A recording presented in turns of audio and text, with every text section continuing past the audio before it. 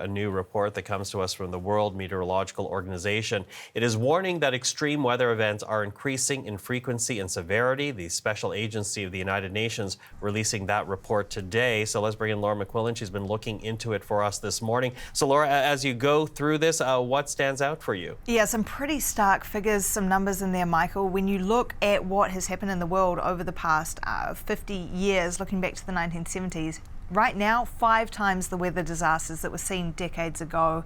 We're seeing some of them right now. You saw Ida just moments ago. The fires we've been covering in BC, those devastating fires for months now.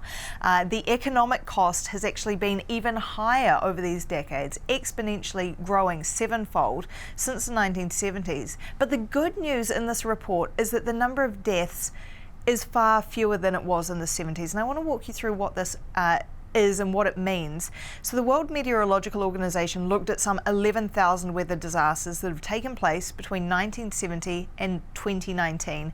2 million people died in those disasters, more than 90% of them in the developing world. But the number of deaths is falling backwards, and that's attributed to better planning, better mitigation measures being taken. But at the same time, as I mentioned, the economic cost has gone up and up and up into the trillions of dollars. And when you look at the most expensive disasters, 7 of the 10 most expensive have been hurricanes in the United States, Hurricane Katrina topping that list.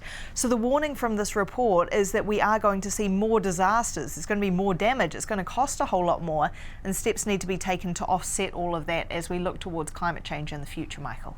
So in terms of suggestions, recommendations, what needs to be done here? Right, so emissions are a big part of this, but that's not the only thing here. What they say is more planning is needed around extreme weather events, more mitigation measures. One example that was given in the press conference I watched a short time ago was you compare Hurricane Katrina to Hurricane Ida and the damage in New Orleans. Well, over the past 16 years, they have shored up their defences to the point where they have managed to mitigate a lot of that flooding that they saw more than a decade ago. They also call for better early warning systems to get information out to the public, telling them if they need to leave their homes or what the best course of action is. They say developing countries need more help accessing finance to be able to do all of these things, because the example given was, in a country like the US, they have more money to spend, they have more know-how, but that needs to be shared with the developing world. And here's what part of what we heard at that press conference. They do not have the resources to invest in disaster resilient infrastructure, multi-hazard warning systems, or risk modeling. And this is the problem that we need to overcome, because these disasters affect everybody in the world, but they affect the people who are living in these developing countries disproportionately.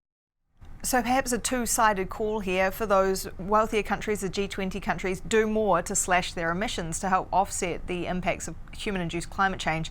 But at the same time, they need to be giving more money and helping with that skills and knowledge for those still developing countries to make sure they can shore up their defences as well, because it is going to be those countries that are most heavily impacted, not just by the weather events, but also facing a lot of that destructive cost in the future, Michael. Okay, Laura, thank you for that. Our Laura McQuillan.